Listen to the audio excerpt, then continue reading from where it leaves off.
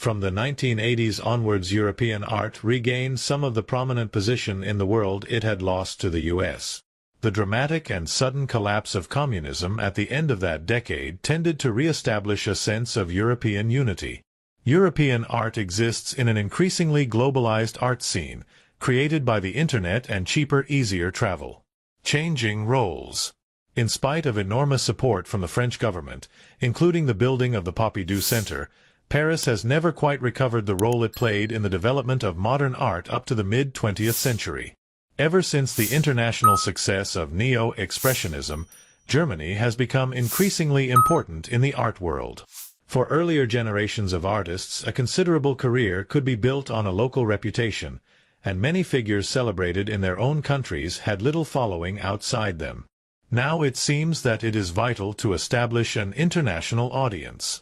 What plays best on the world stage is frequently that which clearly belongs to its country of origin. So Tuymans is clearly a Belgian artist who looks back to Enser and Magritte, while Richter has reflected on the political traumas of West Germany. Common themes.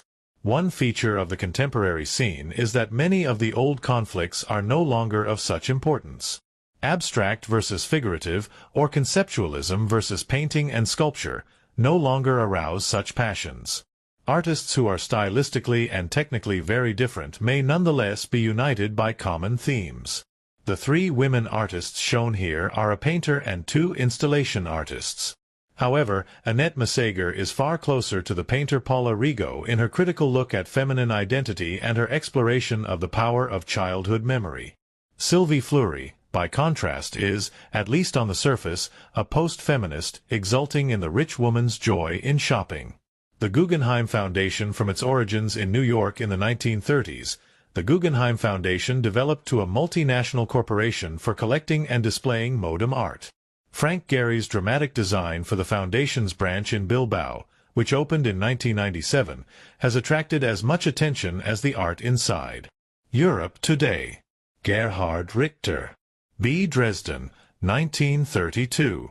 Gerhard Richter is both one of the great technical virtuosi of contemporary painting and one of its most intelligent and thoughtful practitioners. He was trained in former East Germany, where painters were required to produce a realist art that supported the propaganda requirements of the state. When he moved to the West, he developed a style that was an alternative both to realism and abstraction by working from photographs. However, the intention was not to achieve greater realism.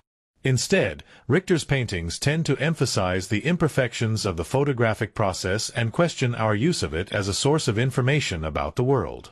When Richter came to work as an abstract painter, he, by contrast, introduced a high level of illusionism into the work.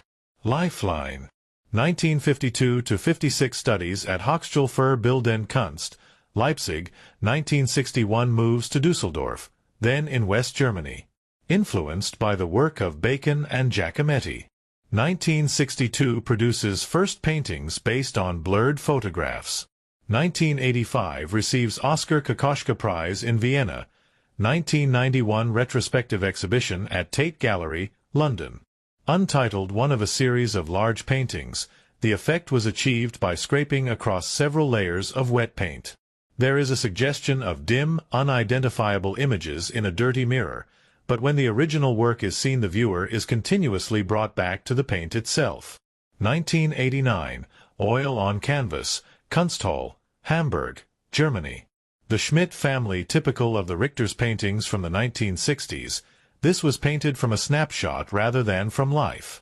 1964, Oil on Canvas, 125 by 130 centimeters, Kunsthalle, Hamburg, Germany, Lone. With child. Even in an intimate scene such as this, the artist's wife with her newborn child, we see it second-hand through an imperfect photograph. Richter has made a number of portraits of his family using the snapshot as a basis. 1995, Oil on Canvas, Kunsthalle, Hamburg, Germany. Paula Rego. B. Lisbon, 1935. Paula Rego is a painter who has continued to place narrative at the center of her art. Her art draws upon fairy tales, legends, popular cinema, and cartoon strips. She has often been described as a feminist painter, a term that she does not refute. Her work frequently addresses photograph by topics such as the subjugation of women and violent Charles Sturge relationships between the genders. Although she has worked in London for many years and is now regarded as one of the leading figures in British art, much of her work still reflects her response to the highly repressive atmosphere of the Portuguese society in which she grew up.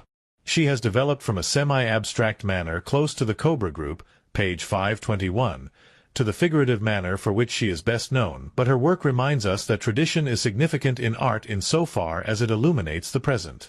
Lifeline. 1952-56 Studies Painting at Slade School of Art, London 1957-75 Lives between Portugal and London. Her paintings frequently satirize the conservatism of Portuguese society. 1976 Settles permanently in London following the fall of the fascist Salazar regime. 1989 Nursery Rhymes, etchings published. 1998 Produces a series of prints protesting Portuguese abortion laws. The artist in her studio, the painting is heir to a whole tradition of representations. Here the artist is both dreamer and controller, declaring her command of the space by her strident posture, black boots, and, above all, by her pipe, a sign associated customarily with the potent male artist. 1993 Acrylic on Canvas, 180 by 130 centimeters, Leeds City Art Gallery, UK. Closer look. Studio props. Rego plays with the power of painting to simultaneously suggest dead and living matter. This threatening hybrid of dog and cat, one of many plaster casts within the artist's studio, provides a protective resting place for a little girl. The Vivian Girls with China. The Vivian Girls were the creation of an obsessive American artist called Henry Darger. That a child's toy, a cuddly bear, should be involved in their violent world, is typical of Rego's work. 1984, Acrylic on Paper, Bristol City Museum and Art Gallery, UK.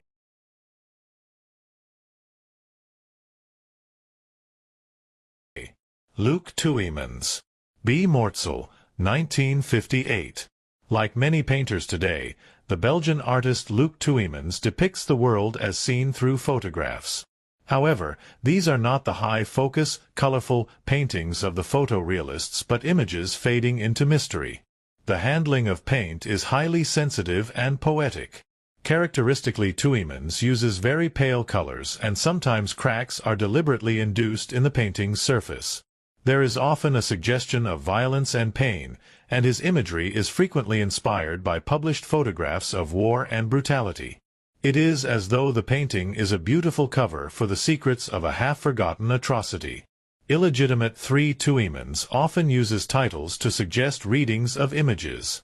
This one inevitably colors our understanding of this pale, headless figure. The abuse of children is a theme that is frequently suggested by the artist, but in a cryptic way that mirrors the silence around it. 1997, Oil on Canvas, 161 by 137 centimeters, Tate, London, UK. Sylvie Fleury. B. Geneva, 1961. Sylvie Fleury's world is that of the female consumer. In an assault on both the politically high-minded feminism of an earlier generation but also the sober austerity of much abstract art produced by male artists, she celebrates the act of shopping. Unlike the pop artists, she focuses unashamedly on luxury-branded goods. She once exhibited 100 bottles of an expensive perfume at an art fair. They were all stolen by the end of the opening night. If there is any irony in her attitude towards her material, she is meticulous in not allowing it to show. If the sociologists who see branding as our contemporary religion are right, then she is a religious artist for our time. Untitled, the consumer products that are Fleury's raw materials are laid across a carpet. I think shopping is never complete unless you buy at least one pair of shoes. She has said that she always buys her size, in case the sculpture is never sold. 1992, Mixed Media, Dachterhallen, Hamburg, Germany. Annette Messager. BBRCK, 1943. Messager describes herself as both artist and collector. She makes installations from old clothes, toys, and books, which are frequently prodded into startling, jerky life. The inclusion of the ordinary and every day was partly inspired by her participation in the revolutionary student movements of 1968, as it was something that opposed the elitism of great art. She has taken a critical look through photographs from women's magazines of the pressures to conform to a standard of female beauty. Her work mixes the disarmingly innocent with the downright sinister. Appropriately, one of the entries in her biography is participation in a festival of sorcery in Castres. A hanging installation, colorful padded letters are hung from the ceiling, confronting the visitor with a confusing maze. AMessager values the engagement of the spectator above the preciousness of the art object. 1995-97, Mixed Media, Kunsthal, Hamburg, Germany.